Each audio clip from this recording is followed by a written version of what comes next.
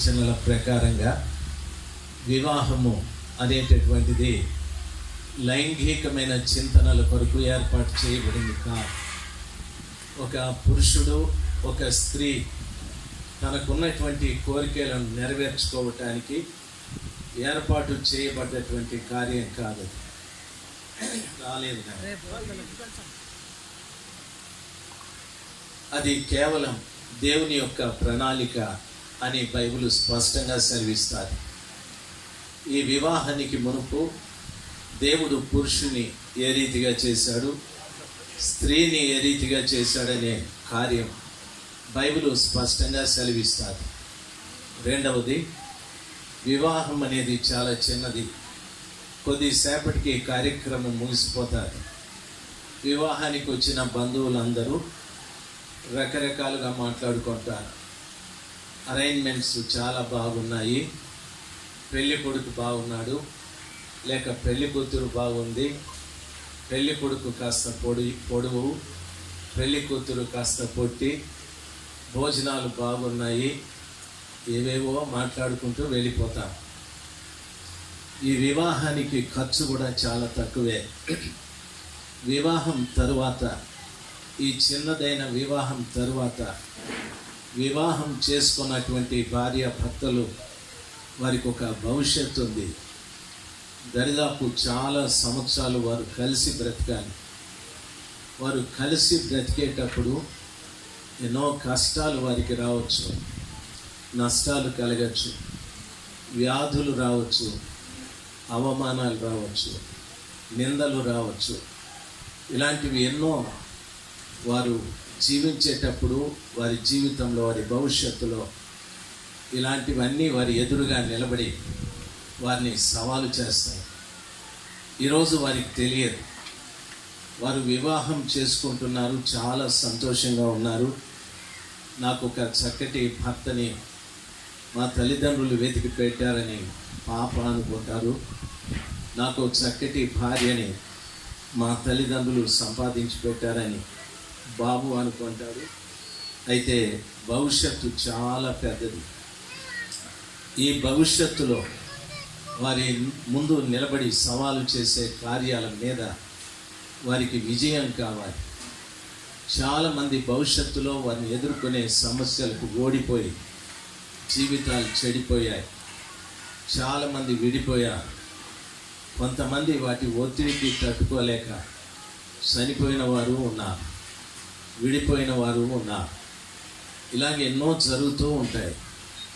అయితే దేవుడు జతపరుస్తున్న ఈ ఇద్దరు బిడ్డలు జీవితాంతం కలిసిమెలిసి జీవించటానికి వారికి తోడుగా పాప తల్లిదండ్రులు కానీ బాబు తల్లిదండ్రులు కానీ వారికి తోడుగా ఉంటే ప్రయోజనం లేదు. వారికి తోడుగా ఉండవలసిన వారు, వారిని జతపరిచిన యేసయ్య వారికి తోడుగా ఉండాలి. ఆయన వారితో పాటు ఉంటే జీవితాంతం వారు సుఖవంతమైన జీవితం జీవించడానికి దేవుడు కృప దయచేస్తాడు. మహాభక్తుడు లేక రాజైన దావీదు గారు కూడా ఆయన జీవితంలో ఓడిపోయిన ఒక విషయాన్ని మాట్లాడుతూ ఉన్నారు. ఆయన ఎన్నో యుద్ధాలు చేశారు, ఎందరినో జయించారు, భక్తుడు కూడా. అయినప్పటికీ ఆయన చెప్పిన ఒక విలువైన మాట, యెహోవా ఇల్లు కట్టించకపోతే దాని కట్టువారి ప్రయాసం వ్యర్థము అని చెప్పారు. నేను రాజైనా, నా వద్ద సైన్యమున్నా, నా వద్ద కోశాగారం, డబ్బు, బంగారము, మంది, మార్బలము ఉన్నా నా ఇంటిని కట్టుకునే స్తోమత నాకు లేదు. నా ఇంటిని కట్టాల్సింది నేను ప్రార్థిస్తున్న దేవుడే. నా ఇంటిని కట్టాల్సింది నేను ఎవరి యందు విశ్వాసం ఉంచానో ఆ దేవుడే కట్టాలి అని కుటుంబ వ్యవస్థలో ఓడిపోయిన వాడుగా దేవుని మీద ఆధారపడి మాట్లాడుతూ ఉన్నారు. లోకంలో చాలామంది నేను అది సాధించాను, ఇది సాధించాను అని మాట్లాడుతూ ఉంటారు. కుటుంబాన్ని సాధించిన వాడు ప్రపంచంలో ఎవరూ లేరు. ఎక్కడో ఓడిపోతూ ఉంటారు. ఓ మంచి భార్య నాకుంది అంటాడు, కానీ అదే వ్యక్తి నాకు మంచి కొడుకున్నాడని చెప్పలేడు. నాకు మంచి కొడుకున్నాడు అని చెప్పే తండ్రి నా భార్య మంచిది అని చెప్పలేడు. లేక నా భర్త మంచివాడు అని చెప్పే స్త్రీ నా కూతురు మంచిది అని చెప్పలేదు. ఎక్కడో కుటుంబ వ్యవస్థలో ఓటమి అనేది ప్రతి మనిషి చూస్తూనే ఉన్నారు. ఒక్కొక్క పర్యాయం అందరూ బాగున్నా కుటుంబ పరిస్థితులు బాగుండవు. ఆర్థికంగా ఇబ్బందులు, లేకపోతే అనారోగ్యము, లేకపోతే అసమాధానము, లేకపోతే అనైక్యత, ఇలాంటివన్నీ ఆ కుటుంబంలో చోటు చేసుకొని ఆ చిన్న కుటుంబాన్ని కలవరపెడుతూ ఉంటాయి. మనుషులు కలవరపడుతూ జీవించవలసిన పరిస్థితులు లెక్కలేనన్ని కుటుంబంలోనికి వస్తాయి. అందుకు ప్రభుల వారు చక్కటి మాట చెప్పారు, మీ హృదయాలను కలవరపడనీయకండి, నా తండ్రి ఇంట అనేక నివాసములు కలవు, లేకపోతే నేను నీతో చెప్పుదును అని చెప్పాడు. కాబట్టి ఈరోజు జతపరచబడుతున్న ఈ ఇద్దరు బిడ్డలతో పాటు ఇదివరకే జతపరచబడి భార్యాభర్తలుగా సంసారిక జీవితాన్ని కొనసాగిస్తున్న ప్రతి వారికి నా మనవి, మీ కుటుంబ వ్యవస్థ బాగుండాలి అంటే దానికి మిమ్మల్ని జతపరిచిన ఆ దేవుడు మీకు తోడుగా ఉండాలి. ఆయన మీకు తోడుగా లేకపోతే ఎన్నో అనర్థాలు మన జీవితంలో ప్రవేశించి మనల్ని నెమ్మది లేని జీవితాన్ని జీవించేటట్టుగా చేస్తాయి. గమనించాలి, మొదట చెప్పాను, వివాహం చాలా చిన్నది, భవిష్యత్తు చాలా పెద్దది. వివాహానికి అయ్యే ఖర్చు కొంచెమే, భవిష్యత్తులో అయ్యే ఖర్చు చాలా పెద్దది. వీటన్నిటికీ సరైన రీతిగా మనం నడవటానికి, జీవితంలో ఓటమి లేకుండా విజయవంతమైన జీవితం జీవించడానికి సర్వశక్తిమంతుడైన దేవుడు వీరికి చాలా అవసరం, నాకు కూడా చాలా అవసరం. రెండవది, బైబిల్లో మనము చదువుకున్న రీతిగా ఆ కృపగల దేవుడు వివాహం చేసుకున్నటువంటి ఆ మొదటి మనుషుల్ని, ఆ జతపరిచిన మొదటి మనుషుల్ని ఆయనే తన స్వహస్తాలతో నిర్మాణం చేశాడు. పురుషుని నిర్మాణం చెప్పబడ్డది. పురుషుని నిర్మించేటప్పుడు ఏ పదార్థమును ఉపయోగించాడో చెప్పాడు.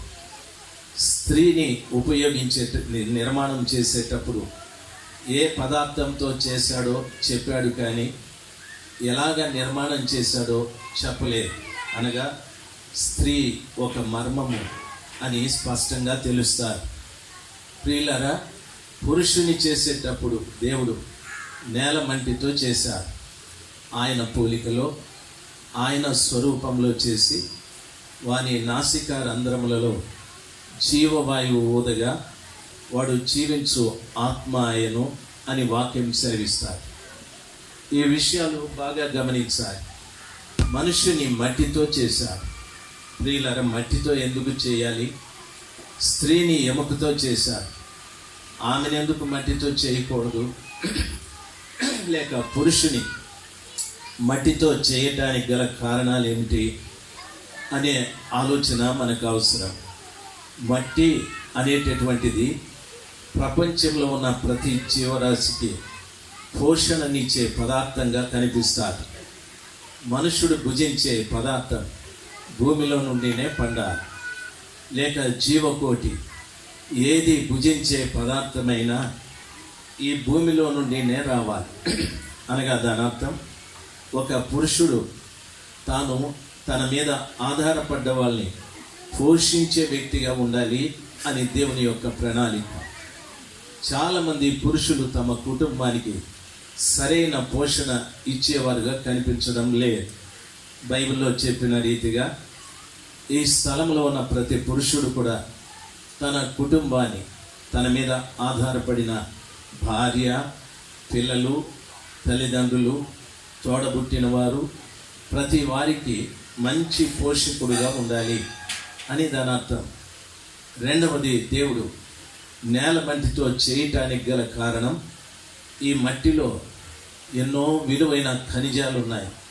బంగారం ఉంది, రాగి ఉంది, ఇత్తడి, వెండి, బొగ్గు, ఇంధనము, ఎన్నో విలువైన ఖనిజాలు ఉన్నాయి. దాని అర్థము మనుష్యుడు ఎప్పుడు కూడా, పురుషుడు ఎప్పుడు కూడా విలువైన జీవితాన్ని జీవించాలి. తన కుటుంబంలో విలువ కలిగిన వ్యక్తిగా ఉండాలి. సమాజంలో కూడా విలువ కలిగిన వ్యక్తిగా ఉండాలి. దేవుడు కూడా పురుషుణ్ణి ఒక విలువైన వ్యక్తిగా భావించాడు. ఆయన అంటున్నాడు, స్త్రీకి శిరస్సు పురుషుడు, పురుషునికి శిరస్సు క్రీస్తు అని చెప్పాడు. పురుషుడు ఒక శిరస్సుగా దేవుడు మాట్లాడుతూ ఉన్నాడు. ఈ స్థలంలో కూర్చున్నటువంటి ప్రతి పురుషుడు కూడాను, వివాహం చేసుకుంటున్న పురుషుడు కూడా విలువైన వ్యక్తిగా లోకంలో జీవించాలి. చాలామంది పురుషులు తమ విలువను ఎరగకుండా మానవత్వాన్ని కోల్పోయి పనికిరాని జీవితాన్ని జీవించే వ్యక్తులు లెక్కలేనంత మంది ఉన్నారు. తమ మీద ఆధారపడ్డ ప్రజల్ని పోషించలేక త్రాగుబోతులై, వ్యభిచారులై, జోదరులై, మోసగాండ్లు, అక్రమస్తులు, అన్యాయస్తులుగా మారి విలువను పోగొట్టుకుని జీవించే వ్యక్తులుగా లెక్కలేనంత మంది ప్రపంచంలో పురుషులు ఉన్నారు. దయచేసి దేవుని యొక్క ఆలోచన పురుషుని పట్ల ఒక విలువైన వ్యక్తిగా పురుషుడు జీవించాలని ఆ నేలమంటితో దేవుడు తయారు చేశాడు.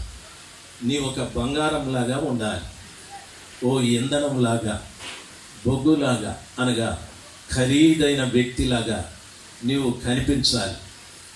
నీ ఇంటి వారు నిన్ను చూసి, ఈయన మా భర్త, ఈయన మా తండ్రి, ఈయన మా కుమారుడు అని అందరూ సగౌరవంగా చెప్పుకునేటట్టు పురుషుని యొక్క జీవితం ఉండాలి. ఆ రీతిగా విలువలేని జీవితాన్ని జీవిస్తే అసలు మానవ జీవితానికి ప్రయోజనమే లేదు.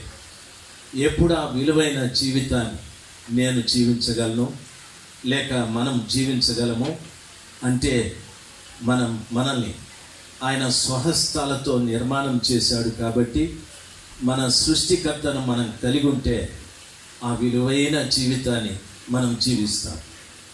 మనల్ని నిర్మాణం చేసిన సృష్టికర్తని మనము లేకుండా జీవిస్తే ఆ విలువైన జీవితం మనకుండదు.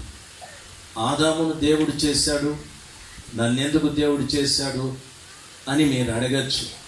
భక్తుడైన దావీదు అంటాడు, నా తల్లి గర్భంలో అతి రహస్య స్థలమందు నన్ను నిర్మాణము చేసినది నీ ఆత్మయే కదా అని అంటూ ఉన్నాడు. ఈరోజు కూడా ఒక స్త్రీ ఒక బిడ్డకు జన్మనిచ్చాది. ఆ బిడ్డ జన్మకు కారణభూతులు ఆ స్త్రీ, ఈ పురుషుడు అని మనం అంటాం. వాస్తవమే. అయితే ఆ తల్లి గర్భంలో ఆ పిండముగా ఉన్నటువంటి ఆ వ్యక్తికి రూపురేఖలు అమర్చినటువంటి వాడు దేవుని ఆత్మ అని పరిశుద్ధ గ్రంథమైన బైబిల్ సెలవిస్తాడు. నన్ను కూడా దేవుడే చేశాడు, నిన్ను కూడా దేవుడే చేశాడు. మనందరి నిర్మాణం తల్లి గర్భంలో అతి రహస్య స్థలము దేవుని యొక్క ఆత్మ చేశాదని స్పష్టంగా సెలవిచ్చాడు. కాబట్టి మన నిర్మాణకుడైన యేసు క్రీస్తుని సొంత రక్షకుడుగా కలిగి మనం జీవిస్తే విలువైన పురుషుడుగా నీవు బ్రతకటానికి అవకాశాలు ఉంటాయి. ఒకటి, ఈ భూమి సకల జీవరాశులకు ఎలాగ పోషణ ప్రతి పురుషుడు తన కుటుంబానికి, తన మీద ఆధారపడిన వారికి మంచి పోషకుడుగా ఉంటాడు.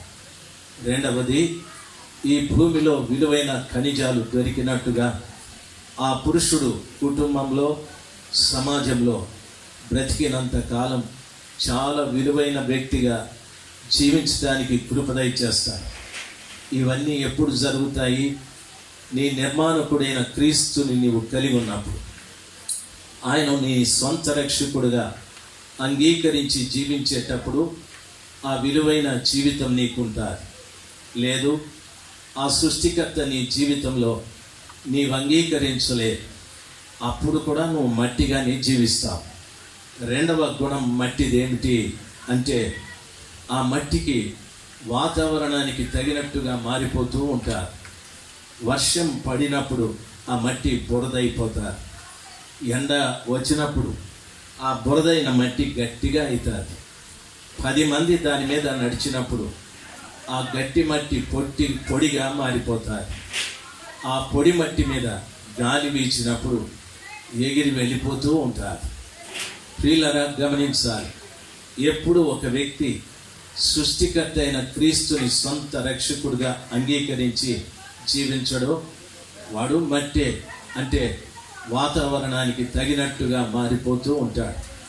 వర్షం వచ్చినప్పుడు బురదగా, ఎండ వచ్చినప్పుడు గట్టిగా, 10 మంది తొక్కితే ధూళిగా, గాలి వస్తే ఎగిరిపోయేటట్టు నిలకడలేని జీవితాన్ని జీవిస్తూ ఉంటాడు. అందుకే బైబిల్ ఈ రీతిగా సెలవిస్తారు, నువ్వు వ్యభిచారిని చూసినప్పుడు వారితో ఏకీభవిస్తావు, దొంగను చూసినప్పుడు వారితో ఏకీభవిస్తావు అని చెప్పాడు. నిజంగా క్రీస్తు అనే దేవుడు నా జీవితంలో కానీ, ఈ రోజున వివాహం చేసుకుంటున్న ఈ బాబు జీవితంలో కానీ లేకపోతే ఆ ధూళి లాంటి జీవితమే మన జీవితాల్లో జరుగుతాయి. నిలకడలేరు, నిఖరత లేని జీవితం, చంచల మనస్కులు, ఏ పని సక్రమంగా చేయలేని స్థితి వారికి ఉంటారు.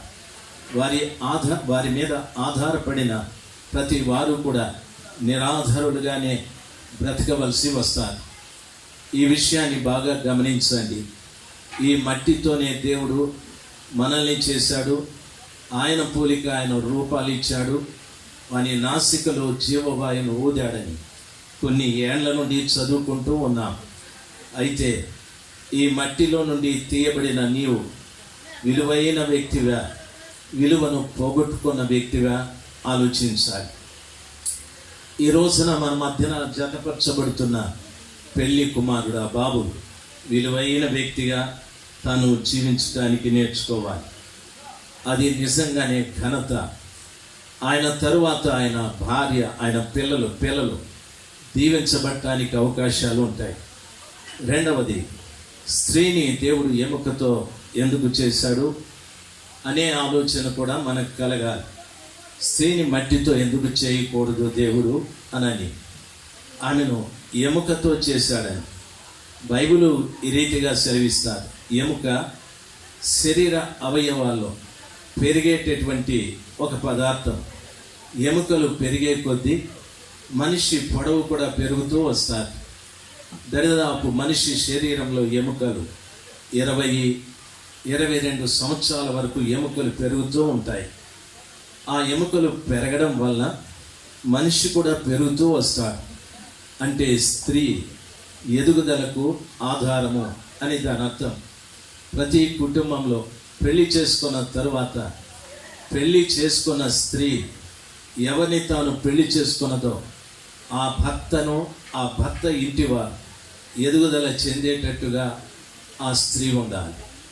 చాలా పర్యాయాలు స్త్రీలు భర్త ఇంటి ఎదుగుదలను గురించి ఆలోచించాలి. భర్త ఎదుగుదల అనగా ఆ పురుషుని యొక్క గౌరవం కానీ, మర్యాద కానీ, ఆయన సంపాదన కానీ, ఆయన సొంత ఇంటిని కానీ పెళ్లి చేసుకుంటున్నటువంటి స్త్రీ ఏ పరిస్థితుల్లోనూ నష్టపరిచేదిగా ఉండకూడదు, అవమానపరిచేదిగా ఉండకూడదు. ఈ రోజున సర్వశక్తిమంతుడైనటువంటి దేవుడు ఒక స్త్రీని పురుషుడికి ఎందుకు ఇచ్చాడు అని అడిగితే ఎదుగుదల నిమిత్తమే. రెండవది, అభివృద్ధి నిమిత్తం. ప్రభుల వారు సెలవిచ్చారు, మీరు ఫలించి అభివృద్ధి పొంది విస్తరించి భూమిని నింపండి అని చెప్పాడు. చాలామంది ఈ రోజున స్త్రీలు భర్త ఇంటి వారి ఎదుగుదల కొరకు తోడ్పడటం లేదు. అందరూ అని కాదు, కొందరు. ఎన్నో పర్యాయాలు భార్య భర్త అన్న తర్వాత మనము దేవదూతలు కాదు, మనుషులం. మాట, పోట్లాట, మనస్పర్ధలు ఇలాంటివి కలుగుతూ ఉంటాయి.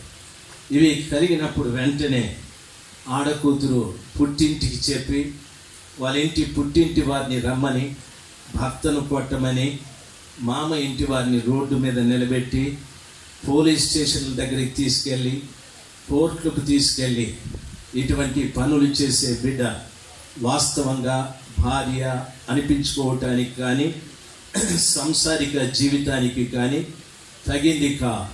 ఆమెలో దైవీకమైనవి ఎదుగుదల లేదు. ఎదుగుదల అంటే ప్రార్థనా జీవితం, వాక్యానుసారంగా జీవించే జీవితం, పరిశుద్ధమైన జీవితం, ఇలాంటివి ఆ బిడ్డలో లేని కారణాన సహవాసానికి వెళ్ళే జీవితం, ఇలాంటివి లేని కారణాన తన భర్త ఇంటిని ఎక్కడికైనా ధైర్యంగా తీసుకెళ్ళగలదు. ఆ కుటుంబం యొక్క పతనమే ఆమె లక్ష్యంగా ఉంచుకుంటుంది. తాను వివాహం చేసుకున్న భర్త పతనమే తాను లక్ష్యంగా చేసుకుంటుంది, కానీ ఆ కుటుంబానికి అభివృద్ధికి పనికిరా. దేవుడు ఒక స్త్రీని ఎముకతో చేయడంలో ఉద్దేశం ఆ గొప్ప కార్యం.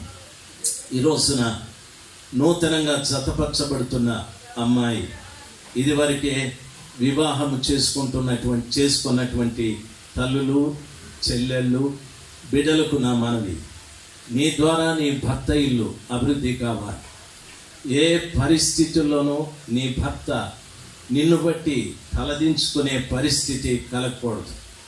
ఏ పరిస్థితుల్లోనూ వీడి భార్య ఇలాంటిది అలాంటిది అని సమాజం ఈ సమాచారం మాట్లాడుకోకూడదు. స్త్రీ చాలా గౌరవంగా ఉండాలి. దేవుడు ఆ స్త్రీ పట్ల గొప్ప ఉద్దేశాన్ని కలిగి ఉన్నాడు. గుణవంతురాలైన భార్య దొరుకుట అరుదు, అట్టిది ముత్యము కంటే అమూల్యమైనది అని చెప్పాడు. చాలామంది వివాహం చేసుకునేటప్పుడు అందము, విద్య, ఉద్యోగము, కట్నము, కానుకలు స్త్రీ నుండి ఎదురు చూస్తూ ఉంటారు. ప్రభువు చెప్పాడు, నువ్వు వివాహము చేసుకునే భార్య గుణవంతురాలా కాదా అది చూసుకోమని ప్రభు సెలవిచ్చారు. ఈరోజు గుణం కంటే ధనమే ముఖ్యం అనుకునే వాళ్ళు చాలామంది ఉన్నారు. కాబట్టి వివాహము చేసుకునే భర్త, వివాహానికి ఎన్నుకున్నటువంటి భార్య గుణవంతురాలను ఎన్నుకుంటే ఆ కుటుంబం నిజంగా ఓ చిన్న పరలోకంలాగా ఉంటారు. వీరు ఎక్కువ కట్నం ఇస్తారు, వారికంటే వారు ఎక్కువ ఇస్తారు అని డబ్బు మీద వ్యామోహంతో వెళితే నీవు అనుకున్న సంతోషాన్ని భార్య ద్వారా పొందుకోలేవు. నువ్వు అనుకున్న సుఖాన్ని భార్య ద్వారా పొందుకోలేవు. నువ్వు ఎదురు చూసిన అభివృద్ధి ఆ భార్య ద్వారా పొందుకోలేవు. నా మాటలు మీకు అర్థమవుతూ ఉంటాయి. మీకు అర్థమవుతుంటే ఒక్కసారి నాతో పాటు గట్టిగా హల్లెలూయా చెప్దాం. హల్లెలూయా, ఇంకా గట్టిగా చెప్దాం హల్లెలూయా. కాబట్టి కుటుంబ వ్యవస్థలో భార్య ఎముకతో చేయబడ్డంలో ఉద్దేశం అది. రెండవది, దేవుడు ఎందుకు ఎముకతో చేయాలి? ఎముక బలమైనది. రెండవది, ఎముక తెలుపైనది. బలమైనది అంటే తన భర్తను ఎప్పుడూ తాను బలపరిచేదిగా ఉండాలి, కానీ బలహీనపరిచేదిగా ఉండకూడదు. ఎన్నో పర్యాయాలు నీ భర్త ఆరోగ్యవంతుడు కావచ్చు, అందగాడు కావచ్చు, అందవిహీనం కావచ్చు, సంపాదకుడు కావచ్చు, సంపాదన లేనివాడు కావచ్చు. అవన్నీ వివాహానికి ముందే చూసుకోవాలి. వివాహమైన తర్వాత భర్తను తోలనాడేవాళ్ళు చాలామంది ఉంటారు, తక్కువగా మాట్లాడేవాళ్ళు చాలామంది ఉంటారు. నువ్వు ఇలాంటి వాడవని తెలీదు అనేవాళ్ళు చాలామంది ఉంటారు. అస్సలు నీకు ఇల్లు లేదని నాకు తెలీదు అనేవాళ్ళు ఉంటారు. ఉద్యోగం సంపాదన లేదు అనేవాళ్ళు చాలామంది ఉంటారు. చాలా పొరపాటు అది. దైవజనాంగమా, భర్తను బలపరచాలే తప్ప భర్తను బలహీనపరచకూడదు. ఇల్లు లేదు పర్వాలేదండి, ఓ చెట్టు కిందైనా మనం సంసారం చేద్దాం. సంపాదన లేదు పర్వాలేదండి, ఇద్దరు కూలికెళ్ళి 10 రూపాయలు సంపాదించుకుందాం. మీ డబ్బులు ఇంటికి ఖర్చు పెట్టండి, నా డబ్బు ఆదా చేసుకుందాం. బలపరిచేదిగా ఉండాలి, కానీ భార్య ఎప్పుడు కూడా భర్తను బలహీనపరచకూడదు. ఎందుకో తెలుసా? ఆమెని దేవుడు ఎముకతో చేశాడు. ఆ విలువని నీవు కాపాడుకోవాలి. ఆ ఎముక తెలుపైంది, తెలుపు పరిశుద్ధతకు సూచన. ఒక కుటుంబానికి భక్తి భార్యతో రావాలి కానీ భర్తతో కాదు. బైబిల్లో ఈ రీతిగా చెప్పబడింది. విశ్వాసురాలైన భార్యకి అవిశ్వాసి అయిన భర్త ఉంటే ఆమె వాక్యోపదేశం లేకుండా ఆమె సత్ప్రవర్తనను బట్టి అవిశ్వాసి అయిన భర్త మారిపోతాడు అని చెప్పాడు. ఓ భార్య, నీ మంచి ప్రవర్తనే నీ భర్తను మార్చేస్తారు. ఎన్నో పర్యాయం భర్త లోపాలు మాట్లాడుతూ ఉంటాం. వీడు త్రాగుబోతు, వీడు తిరుగుబోతు, వీడు సంపాదించడు, వీనికి చేతగా, వీడు ప్రయోజనం లేదని అంటూ ఉంటాం. తప్పు తల్లి, ఆ రీతిగా మాట్లాడకూడదు. నా ప్రభువా, నీ మంచి ప్రవర్తనతో ఆయన పనికిరాని ప్రవర్తన మారిపోతుందని ప్రభుల వారు సెలవిచ్చారు. కాబట్టి స్త్రీకి మంచి ప్రవర్తన అవసరం. ప్రభువు నేర్పించిన మాటలు, నీ కుడి చెంప మీద కొడితే ఎడమ చెంప చూపెట్టు అన్నాడు. నా భర్త నన్ను కొడతాడు, తరుముతాడు, నేను పారిపోతాను అనేది లోకం చెప్పుకునే మాటలు. క్రైస్తవ స్త్రీగా నీ ఎడమ చెంప కూడా చూపెట్టాలి. బైబిల్ ఈ రీతిగా సెలవిస్తారు, దూషణకు ప్రతి దూషణ చేయొద్దని.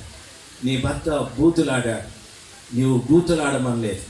మంచిదండి, పర్వాలేదని ఓర్పుగా ఉండాలి. బైబిల్ ఈ రీతిగా సెలవిస్తారు. రోమా పత్రికలో అంటున్నాడు, ఓర్పు ద్రోహ కార్యములు చేయకుండా జరగకుండా చేయును అని అంటాడు.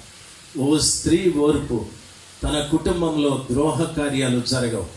అంటే విడిపోవడాలు, చెడిపోవడాలు, పిల్లల భవిష్యత్తు పాడైపోవడం, కుటుంబ వ్యవస్థ వీధిన పడడం, ఇలాంటివి జరగవు. ఓర్పు చాలా అవసరం. ఆ రీతిగా భార్య ఆ ఎముకలో ఉన్న తెలుపుదనాన్ని సమాజానికి కనిపింపచేయాలి. అప్పుడే నీ కుటుంబం కట్టబడటానికి అవకాశాలు ఉంటాయి. రెండవది, ఆ స్త్రీని చేసేటప్పుడు పురుషునికి గాఢ నిద్రను కలగజేసి అతని ప్రక్కటెముకలో ఒక ఎముకను తీసి ఆమెను స్త్రీగా చేశాడని వాక్యం సెలవిస్తారు. నన్ను బాగా గమనించాలి. ప్రక్కటెముకను తీసేటప్పుడు పురుషునికి గాఢ నిద్ర కలుగజేసి అని అన్నాడు. అంటే దాని అర్థం, గాఢంగా నిద్రపోయేటటువంటి వ్యక్తికి పరిసర ప్రాంతాల్లో ఏం జరుగుతుందో తెలియదు. తన పాకెట్లో నుండి ఎవడైనా డబ్బు తీశాడా, లేక తన పాకెట్లో ఎవడైనా డబ్బులు పెట్టాడా, ఎవడైనా రాయి తీసి తన తల మీద వేస్తాడా, ఏం జరుగుతుందో తనకు తెలియదు. ప్రశాంతంగా ఆయన ఉంటాడు. అనగా తన ప్రక్కటెముకలో నుండి ఎముకను తీసేటప్పుడు ఆయనకు గాఢ నిద్ర కలుగజేసి, అంటే తనకు భార్యగా చేసేటటువంటి ఆమె ద్వారా ఆ పురుషుడు ప్రశాంతంగా, ఒక వ్యక్తి గాఢ నిద్రపోయేటప్పుడు ఎంత ప్రశాంతంగా ఉంటాడో భార్యను కలిగిన వాడు కూడా ఆమె ద్వారా అంత ప్రశాంతంగా ఉండాలి. ఈరోజు పెళ్లి చేసుకుంటున్న బాబు తాను పెళ్లి చేసుకునే భార్య ద్వారా ప్రశాంతంగా ఉండాలి. అంతేకాని పెళ్లి చేసుకున్న రోజు నుండి మనము మీ ఇంట్లో ఉంటే పనులు ఎక్కువ, వేరుగా కాపురం పెడదాం, మీ అమ్మ నాకు పనులు చెప్తారు, నేను చేయను, మీ నాయన నన్ను తిడుతున్నాడు, నేను మా పుట్టింటికి వెళ్ళిపోతాను. అప్పుడు ఆ పురుషుడు తను కన్నవారికి ఏం చెప్పలేడు, కట్టుకున్న దానికి సమాధానం చెప్పలేడు. పెళ్లి చేసుకున్న అమ్మాయి ద్వారా ప్రశాంతత కోల్పోయి జీవితంలో పిచ్చి పట్టిన వాళ్ళగా తయారవుతాడు. ఓ స్త్రీ, నిన్ను దేవుడు ఆ ఆదాముకు భార్యగా చేయటానికి ఆదాముకు గాఢ నిద్ర కలగజేసి నిన్ను తీశాడు ఆయన. పెళ్లి చేసుకున్న ప్రతి భార్య ద్వారా పెళ్లి చేసుకున్న పురుషుడు ప్రశాంతంగా బ్రతకాలి. అది దేవుడు నీకు ఇచ్చిన కృప. చాలామంది ఆ రీతిగా ప్రశాంతతగా పురుషుల్ని ఉండనివ్వరు. చిన్నదానికి పెద్దదానికి ప్రశ్నలే, ఆలస్యంగా వచ్చినా ప్రశ్నే, ఎవరితోనైనా మాట్లాడినా ప్రశ్నే, ఎవరావిడ అని అడుగుతా. 10 రూపాయలు పుట్టింటి వారికి ఇచ్చినా ప్రశ్నే, ఎందుకు ఇస్తావు వాళ్ళకు అని. చాలా పొరపాటిది. ఆ తల్లిదండ్రులు లేకపోతే ఈ భర్త నీకు లేడు. ప్రతి కుమారుడు తన తల్లిని తండ్రిని సన్మానించాలి. ఈ విషయం మర్చిపోకూడదు. భార్య వచ్చిన తరువాత కన్నవారిని విడిచి కన్నవారిని మరిచిపోయే ప్రసక్తి ఉండకూడదు. అయితే బైబిల్ ఒక మాట చెప్తారు, వివాహమైన తరువాత వారిద్దరూ జతపరచబడతారు, వారిద్దరూ ఏక శరీరము. కాబట్టి పురుషుడు తన తల్లిని తండ్రిని విడిచి భార్యను హత్తుకోవాలి అని చెప్పాడు. ఎందుకు ఆ మాట చెప్పాడు బాగా గమనించాలి. కొంతమంది పురుషులు వారి తల్లి తండ్రి పెత్తనానికి భార్యను అప్పగించేస్తారు. పురుషుడు పట్టించుకోడు. మా అమ్మ చెప్పింది చేయి, మా నాయన చెప్పింది చేయి, నా తమ్ముడు చెప్పింది చేయి అని ఆ ఇంటి వారందరి మీద ఈమె బానిసగా బ్రతికేటట్టు చేస్తాడు. ఇది కూడా చాలా పొరపాటు. ఎందుకంటే ఆ స్త్రీ తన పుట్టింటిని విడిచిపెట్టి మామ ఇంటికి అత్త ఇంటికి వచ్చారు. అత్తింటిలో భర్త ఒక్కడే కాదు, మామగారు, అత్తగారు, ఆడపడుచులు, తోడికోడళ్ళు, తమ్ముళ్ళు, అన్నలు, మరిది, బావ ఎందరో ఉంటారు. వారందరివి రకరకాలైన మనస్తత్వ. ఈమె పుట్టింటి నుండి అత్తింటికి వచ్చేటప్పుడు ఇన్ని రకాలైన మనస్తత్వాలు కలిగిన మనుషులతో కలవాలి. ఇట్ విల్ టేక్ టైం, చాలా కాలం పడతారు. కాబట్టి రకరకాలైన మనస్తత్వాల మధ్యన పుట్టింటి నుండి వచ్చిన అమ్మాయి రకరకాలుగా మాట్లాడే ఈ మాటలు విని భయపడిపోతారు, దిగులు పడిపోతారు. అప్పుడు భర్త ఎలాగ ఉండాలో తెలుసా? ఆమెని హత్తుకొని ఉండాలి. ఏం పర్వాలేదు, సర్దుకుంటాయి, కొంత నెమ్మదిగా ఉండు. ఆ అమ్మాయి ముందు అమ్మాయిని తొందర పెట్టద్దండి, నాయనగారు అమ్మాయిని తిట్టద్దండి అని ఆమెకు సపోర్ట్ చేస్తూ ధైర్యపరుస్తూ ఉండాలని ప్రభు సెలవిచ్చారు. తల్లిని తండ్రిని విడిచిపెట్టమంటే వారిని ఇంట్లో నుండి తరిమి ఇల్లు నాది అనమనిక వారి పెత్తనం నువ్వు పెళ్లి చేసుకున్న అమ్మాయి మీద లేకుండా నీ సపోర్ట్ ఫుల్గా నీ భార్యకు ఉన్నట్టుగా తెలియాలని ప్రభుల వారు సెలవిచ్చారు. కాబట్టి సర్వశక్తిమంతుడైన దేవుడు ఈ మధ్యాహ్న సమయమందు నూతనంగా జతపరచబడుతున్న ఈ బిడ్డలిద్దరినీ మన ముందుంచి ఇదివరకే వివాహమై చాలా కాలం గడిచిన మనకు ఎన్నో ఆలోచనలు ఇచ్చాడు. ఆ రీతిగా మీరు జీవిస్తున్నారో లేదో ఒకసారి ఆలోచించండి. ఈ రోజున ఈ బిడ్డలు కూడా ఆ రీతిగానే జీవించాలి. పరిశుద్ధ గ్రంథమైన బైబిల్లో స్త్రీ కూడా తన పాత్రని జాగ్రత్తగా పాటించాలి. ఎఫెసీ పత్రిక 5:22, 5:24 వాక్యాలలో ఈ రీతిగా చెప్పబడింది. స్త్రీలను గురించి మాట్లాడుతూ, స్త్రీలారా మీ స్వపురుషులకు లోబడి ఉండుడి అని చెప్పాడు. వివాహమైన తరువాత ఆమెకి ఇంకా సొంత పురుషుడు తన భర్తే, సొంత ఇల్లు తన భర్త ఉన్న స్థలమే, ప్రతి ఒక్కటి తన భర్తే. బైబిల్ అంటది నీ భర్తకు లోబడి ఉండాలి అని చెప్తారు. ప్రతి విషయంలో నీ భర్తకు లోబడి ఉండాలని. చాలామంది ఈ రోజుల్లో నాగరికత పెరిగిపోయింది కాబట్టి స్త్రీలు ఇప్పుడు ఎలా ఉంటారో తెలుసా? భర్తని పేరు పెట్టి పిలుస్తారు. రే రాజశేఖర రారా అంటారు. అంటే కల్చర్ మారిపోయింది అని అంటారు. చాలా పొరపాటు, అది పొగురెక్కింది అని చెప్పాలి. దయచేసి వినా. పూర్వకాలం పెద్దలు తమ భర్త పాదాలకు లేస్తూనే, నిద్ర లేస్తూనే దండ పెట్టుకునేవా. భర్తని దండ పెట్టుకొని ప్రత్యక్ష దైవం అని చెప్పేవారు. ఆ నాగరికత మన కుటుంబాల్లో నుండి బయటికి వెళ్ళకూడదు. నీ భర్త పోషకుడు, ఆయన ఉంటేనే ఫలానా వాడి భార్య అంటారు, కానీ ఫలానా దాని భర్త అని ఎవరు అని. నువ్వు చనిపోతే విధవరాలంటారు. ఒకవేళ భార్య చనిపోతే వాడిని ఎవరు విధవ అంటారు. వాడు 10 మందిని చేసుకుని ఎవరు అంటారు. కాబట్టి ఆడబిడ్డకు పురుషుని బట్టే గౌరవం ఉంటారు. కాబట్టి భర్తకు ఆయన నా సొంత పురుషుడు, ఆయనకు నేను లోబడాలి అని బైబిల్ చెప్పినట్టుగా ప్రతి విషయంలో, ఆరోగ్య విషయంలో, ఆర్థిక విషయంలో, ఆత్మీయ విషయాల్లో, కుటుంబ పరిస్థితుల్లో అన్నింటిలో కూడా భర్తకు భార్య లోబడి ఉండాలి. ఏ పరిస్థితుల్లో కూడా భర్తకు వ్యతిరేకంగా తాను ప్రవర్తించకూడదు.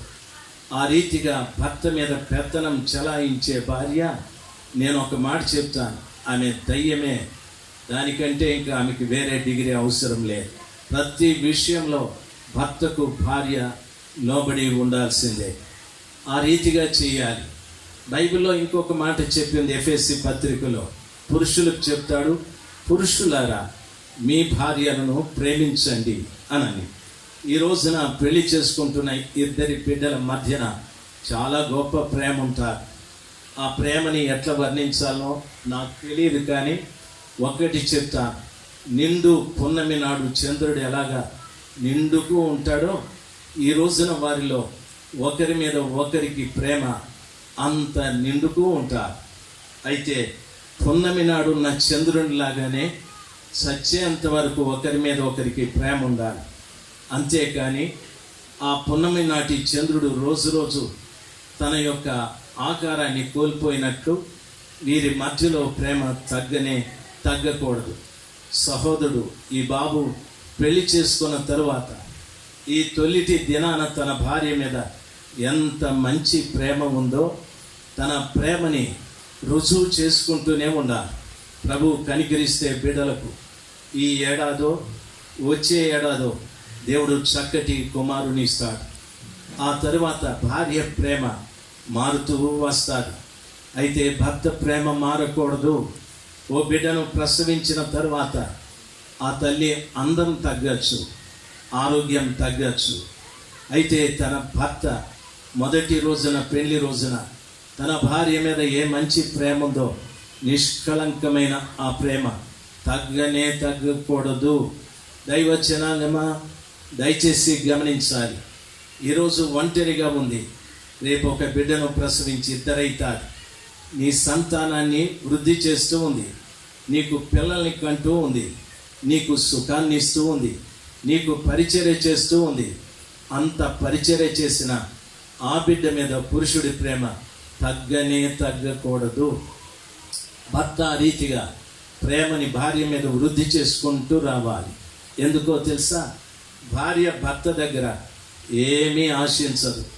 నా భర్త నన్ను ప్రేమిస్తున్నాడు అని అంటే ఆ పగలంతా ఆమె చేసిన పని మర్చిపోతారు.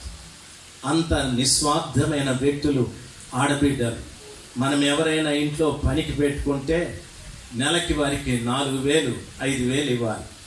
నీ భార్య ఉదయం నుండి రాత్రి వరకు ఎంత కష్టపడి పనిచేస్తుందో 10 పైసలు అడగదామే, నిస్వార్థంగా పనిచేస్తారు. ఎందుకో తెలుసా? నా భర్త నన్ను ప్రేమిస్తున్నాడు. దానికి సూచన ఈ బిడ్డ. నా భర్త నన్ను ప్రేమిస్తున్నాడు, దానికి గుర్తు ఈ ఇల్లు.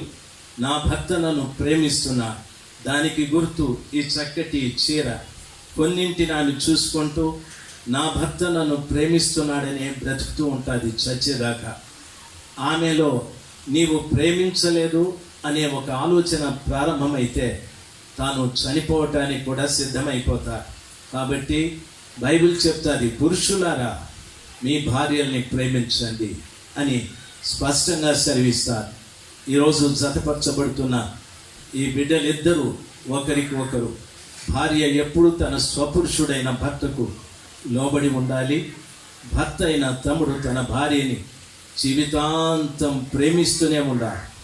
రోజు రోజు తన భార్య మీద ప్రేమ పెరుగుతూనే ఉండాలి. అంతేకా ఈ స్థలంలో ఈ మాటలు వింటున్న ప్రతి బిడ్డ కూడా మీ భార్యల మీద ప్రేమ పెరుగుతూనే ఉండాలి. దైవ జనాంగమా, ఒక్కొక్కసారి భార్యలు చాలా తిరస్కరిస్తూ ఉంటాం. ఏదైనా మనకు చెప్తే నీకు భలే తెలుసు, నోరు మీ అనేస్తాం. తప్పది. ఆమెకు తెలిసింది చెప్తారు, నీకు తెలిసింది కూడా చెప్పు. అంతేకాని ఆర్గ్యుమెంట్ చేసుకోకూడదు. ఇద్దరు కూర్చొని సమస్యని పరిష్కరించుకోవాలి తప్ప నీవెంత అంటే ఆమెకు లోబడే గుణం లేదు, నీకు ప్రేమించే గుణం లేదు. దానర్థం దేవుడు చెప్పినవి మీకు లేవు.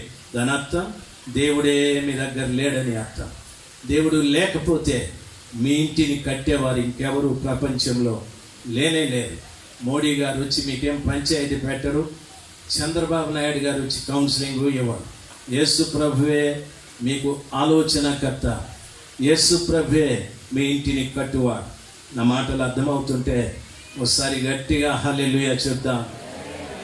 గట్టిగా చెప్పండి. ఇదైతే అన్నం ఉంది కదా, చెప్పండి హల్లెలూయా. దేవుడు మిమ్మల్ని దీవించుగాక. ఈ మధ్యాహ్న సమయం వివాహం చేసుకుంటున్న ఇద్దరి బిడ్డల్ని ఆధారం చేసుకొని చెప్పిన ఈ మాటలన్నీ కూడా మీ హృదయాల్లో భద్రం చేసుకోనండి. ఎందుకంటే ఈ దాంపత్యం అనేది, ఈ వివాహం అనేది ఈ ఒక రోజుతో ముగిసిపోయేది కా. మొదటి పేతురు పత్రిక 3వ అధ్యాయం 7వ వచనంలో ఒక మాట ఉంది. దయచేసి మొదటి పేతురు పత్రిక 3వ అధ్యాయం 7వ వచనం ఆ వాక్యం తీసుకుంటే నా చేతికిద్దాం. జీవమను కృపావరములో మీ భార్యలు మీతో కూడా పాలి భాగస్థులై ఉన్నారు అని అంటాడు.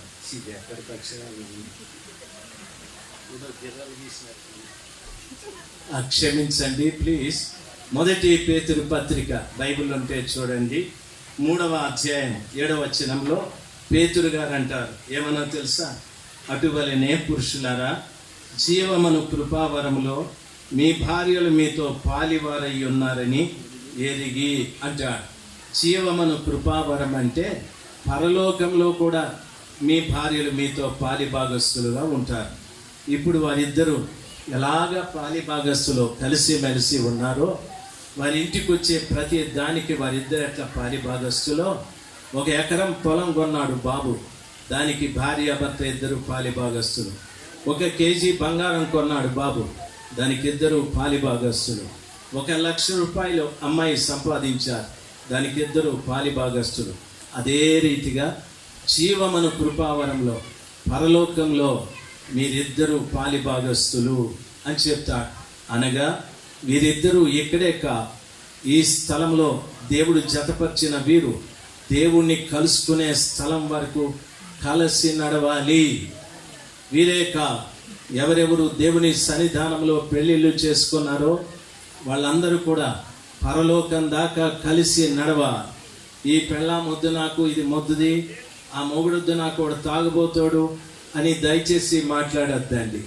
ఇద్దరు కలిసి ప్రయాణం చేయటానికి నేర్చుకోవాలి. పురుషులారా జాగ్రత్త. జీవమను కృపావరంలో మీ భార్యలు మీతో పాలిభాగస్తులై ఉన్నారని ఎరిగి ఏం చేయాలో తెలుసా? ఎక్కువ బలహీనమైన ఘటమని భార్యను సన్మానించండి అంటాడు. భార్య ఎట్లాంటిదంటే ఎక్కువ బలహీనమైన ఘటం. తమ్ముడు నా మూతి దాంట్లో పెట్టి మాట్లాడాల్సి వస్తా ఉంది, కానీ సౌండ్ పెంచారు. ఆ పాటలు పాడేటప్పుడు ఊరు అదిరిపోయింది. నేను మాట్లాడేటప్పుడు నా ఎదుటోళ్ళు కూడా వినిపించాలా? మొద్దు మొహంలాగా ఉండవు తమ్ముడు నువ్వు. చెప్పండి గట్టిగా హల్లెలూయా. ఇంకా గట్టిగా. పెళ్లి కూతురు పెళ్లి కొడుకు వాళ్ళ నాయనగారు అసలు నన్ను పట్టించుకోలేదు. గట్టిగా. జీవమను కృపావరంలో మీ భార్యలు మీతో పాలిభాగస్తులై ఉన్నారని ఎరిగి, ఆమె ఎక్కువ బలహీనమైన ఘటము అని చెప్పాడు. స్త్రీ ఎలాంటిదంటే బలహీనమైన ఘటం అన్నాడు. ఘటము అంటే మట్టి కుండ. మట్టి కుండ చాలా బలహీనమైంది. ఆ మట్టి కుండ దేనికి తగిలినా టాప్ అని పగిలిపోతుంది. మట్టి కుండకి ఏది తగిలినా పగిలిపోతుంది. అయిలారా వినండి, పురుషులు బాగవేనా? ఏ తమ్ముడు ఆ కళ్ళజోడు వేసుకోండి తమ్ముడు, ఇది చూడు తమ్ముడు, మళ్ళీ చెప్తూ ఇద్దరు ఏదో మాట్లాడేసుకుంటా ఉన్నారు కళ్ళజోడులు వేసుకుని. నాకు కనిపించదు అనుకుంటారా? వినండి తమ్ముడు, భార్య బలహీనమైన ఘటమని పురుషులు తెలుసుకోవాలి. అంటే ఆమె బలహీనమైన మట్టి కుండ అని అర్థం. ఈ మట్టి కుండని ఎంత జాగ్రత్తగా మీరు కాపాడుకుంటే అంత మంచిది. ఆ మట్టి కుండలో భర్త మీద ప్రేమ పెట్టుకో ఉంటారు. ఆ మట్టి కుండలో భర్త మీద గొప్ప నమ్మకం పెట్టుకో ఉంటారు. ఆ మట్టి కుండలో భర్త మీద గౌరవం పెట్టుకో ఉంటారు. మట్టి కుండ పగిలింది అనుకో, నీ మీద ఉండే ప్రేమ పోతుంది, నీ మీద ఉండే గౌరవం పోతుంది, నీ మీద ఉండే విలువ పోతుంది. అప్పుడు భార్య ఏమంటుందో తెలుసా? ఏమ్రా అంటుంది. మా ఊర్లో ఒక భార్య భర్త ఉన్నారు. వాళ్ళు కొట్లాడుకున్నారంటే మాకు ఈజీగా తెలిసిపోతుంది. ఏం చేయదా ఆమె, ఏం చేస్తుందో తెలుసా? వాడు రే అనే లోపల ఇంట్లో నుండి రోడ్డు మీదకి వచ్చి రారా ఇంకా బయటికి అంటూ ఉంటుంది. రారా బయటికి అని. వాడు కిటికీలో నుండి నీకు దండం పెడతా రా లోపలికి అంటారు. ఏమ్రా దండాలు పెడతావు, రారా ధైర్యం ఉంటే అంటా ఉంటాను. అప్పుడు మాకు అర్థమవుతుంది ఈ కొండ పగిలిపోయింది అని. మీకు అర్థమైందా? ఆడబిడ్డలు మట్టి కొండలు. ఆ కొండలో మిమ్మల్ని గూర్చి ఉన్నటువంటి గౌరవం కానీ, ప్రేమ కానీ, విలువ కానీ అలాగే ఉండాలంటే కుండ పగలకుండా చూసుకోవాలి. అది పగిలింది అనుకో, నువ్వు బజారు పాలైపోతావు తమ్ముడు. నీ విషయం ఎక్కడ చెప్తారో తెలుసా? మున్సిపాలిటీ ట్యాప్ దగ్గర చెప్తా. అక్కడ మనుషులు నీళ్లు పట్టుకొని పోయేదానికి కాదు, నిన్ను పట్టుకొని వెళ్ళిపోతారు. పట్టుకుపోయి ఊరంతా చెప్పేస్తారు, పలానోడు ఇట్లా పలానోడు అట్లా అని. కాబట్టి ఆమె బలహీనమైన ఘటనని ఎరిగి ఆమెను సన్మానించండి. మీ ప్రార్థనలకు అభ్యంతరం కలగకుండానట్లు ఆమెను సన్మానించండి అంటాడు. తమ్ముడు ఈ మాట చెప్తాను, బాగా వినాలి. వీళ్ళెవరు ఇప్పుడు వచ్చి అల్లరి లేపుతా ఉన్నారు? తమ్ముడు కూర్చో తమ్ముడు. అమ్మ మట్టి గట్టాలు 2 వచ్చినాయి, వాటికి కూర్చోండి. మీ గురించి చెప్తా ఉన్నాను, ఎంత జాగ్రత్తగా వినాలి. ఆడబిడ్డలు అందరూ ఒకసారి హల్లెలూయా చెప్పండి. ఏమా తెల్ల చీర ఏమో చెప్పడం లే, ముసి నవ్వులు నవ్వుకుంటా ఉండవు. చెప్పు తల్లి, చెప్పండి హల్లెలూయా. Very good. ఆడబిడ్డలు బలహీనమైన మట్టి ఘటం, అది పగిలిపోకుండా చూసుకోవాలి. బాబుకు పెళ్ళి అవుతారు, ఆయన ఫ్రెండ్స్ అంతా అంటారు ఎప్పుడు రా మా పార్టీ అంటారు. బయట అయితే ఖర్చు అవుతుంది, నేను ఇంట్లోనే చేపిస్తాను, మా భార్యకు బాగా బిర్యానీ చేసి వదవచ్చు అంటాడు. పాపం భార్యకు వచ్చి ఈరోజు నా ఫ్రెండ్స్ 10 మంది వస్తారు, బిర్యానీ చేయి, డబుల్ కా మీఠా చేయి, బేబే బేబే బేబే బేబే చెప్తారు, అన్నీ చేయమంటారు. బిడ్డ ఒంటరిగా కష్టపడి పొద్దుటి నుండి చెమటంతా కార్చుకొని చేస్తూ ఉంటుంది, చేసేసి ఉంటుంది. మనోడు సాయంకాలం పెళ్లి కొట్టేసుకొని ఫ్రెండ్స్ అందరినీ పిలుస్తారు, అందరు వస్తారు, తింటూ ఉంటారు. ఈ ఫ్రెండ్స్ నోరు మూసుకొని తినరు కదా, వీళ్ళకి బడాయి ఎక్కువ. ఏరా దీంట్లో ఉప్పు లేదు, దాంట్లో పప్పు లేదంట. మనవాడు ఏమంటాడు తెలుసా? వాళ్ళ మాటలకు పొంగిపోయి, ఏమే మొద్దు మొఖం దానా, అసలు దీంట్లో ఉప్పు లేదు, దాంట్లో పప్పు లేదు అని తిడతా. ఏమైపోతుందో తెలుసా? ఆ ఫ్రెండ్స్ ముందు అట్లా తిరిగితే ఆ మట్టి ఘటన పగిలిపోతుంది.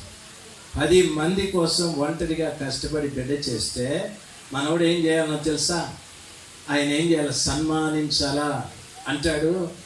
ఒక్కరికి ఇద్దరికైతే నా భార్య సూపర్ 5 స్టార్ హోటల్ లాగా చేస్తుంది, మీరు 10 మంది వచ్చి పడినారు, కాస్త ఉప్పు వేసేది మర్చిపోయింది, పప్పు వేసేది మర్చిపోయిందంటే ఆమె ఇంకా పొంగిపోయి నా భర్త ఎంత మంచోడని పగలకుండా ఉంటుంది.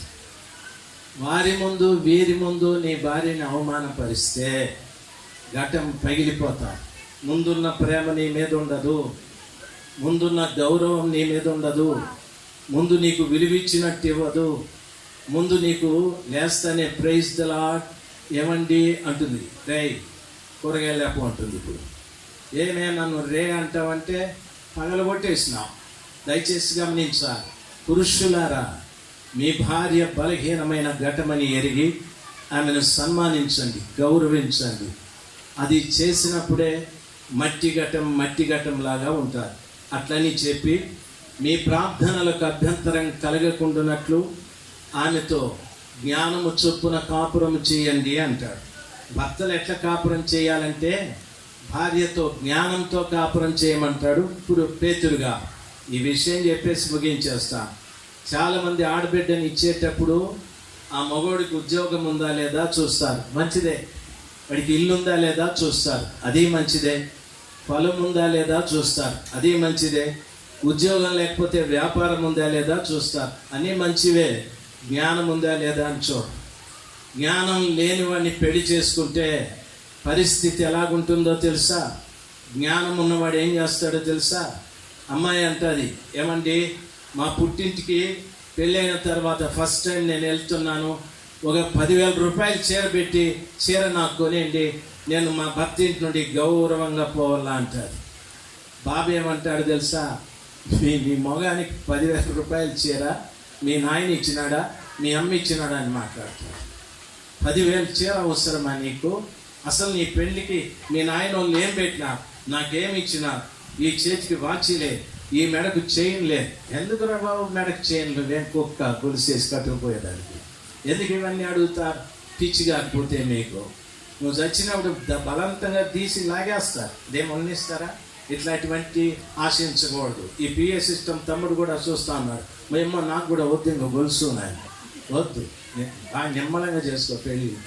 దయచేసి వినాలి, దేవుని బిడ్డలు అది లేదు ఇది లేదు అని 10,000 కోసం నీ భార్యని నానా బీభత్సంగా చెప్తా. అమ్మాయి ఉసూరుమంటారు, మట్టి గట్టం పగిలిపోతారు. ఈ శని బట్టి వాడికి 10,000 రూపాయలు లేదు. మా ఇంటికి నేను పోయేటప్పుడు మా ఫ్రెండ్స్ అంతా నన్ను ఈ చీర ఎక్కడ తింటే నా భర్త ఇచ్చినాడని చెప్పుకోవాలంటే అడిగిపోతే ఏం చెప్పుకునేకి లేదు. ఇట్లా దరిద్రుడికి ఇచ్చి చేసినాడు అనుకుంటాడు ఆడబిడ్డ. జ్ఞానం లేదు ఈ వ్యక్తికి, జ్ఞానం లేకుండా కాపురం చేస్తున్నాడు. జ్ఞానం ఉండేవాడు ఏం చేస్తాడో తెలుసా? 10,000 సరే 15,000 ఇస్తాను, పోయి మంచి చీర తెచ్చుకోపో అనండి. అమ్మాయి కూర్చొని ఆలోచన చేస్తారు. నేను 10,000 అడిగితే 15,000 ఇచ్చేసినాడే, నా పుట్టింటికి నేను వెళితే నేను బాగుంటే లాభం ఏముంది, నా భర్త బాగుండాలని చెప్పి వెళ్ళిపోయి 10,000 రూపాయల బట్టలు నీకు, 5,000 రూపాయల చీర తనకు కొనుక్కొని వస్తారు.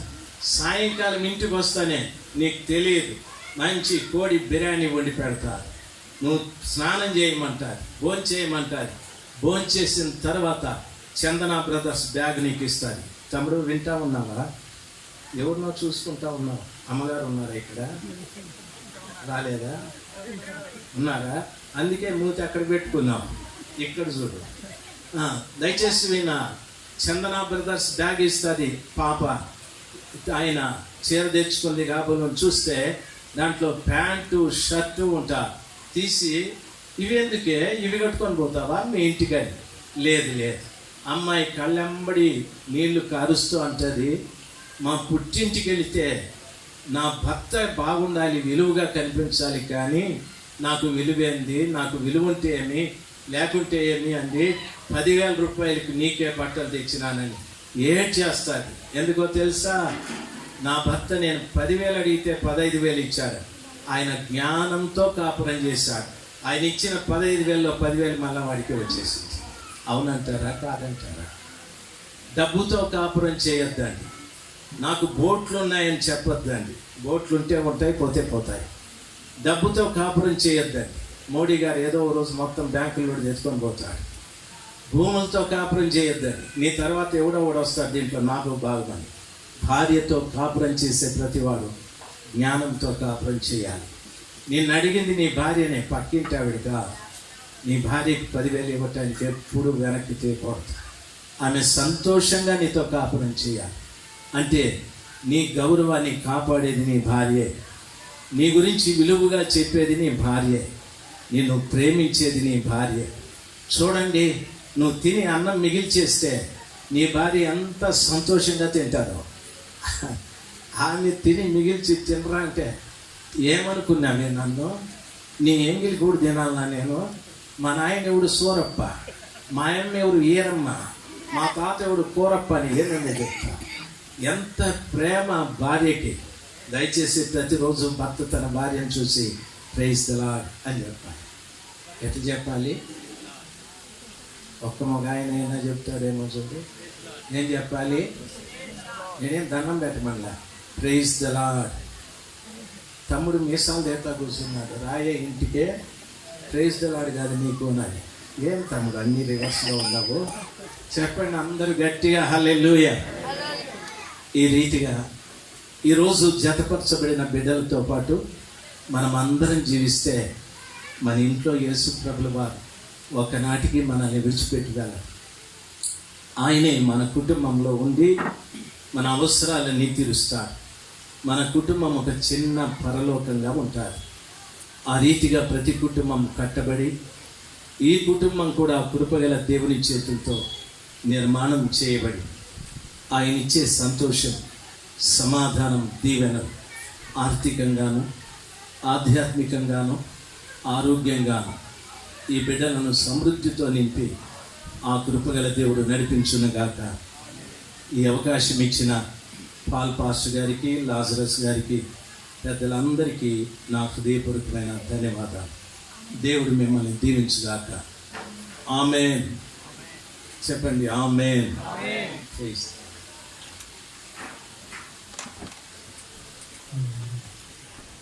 Praise God.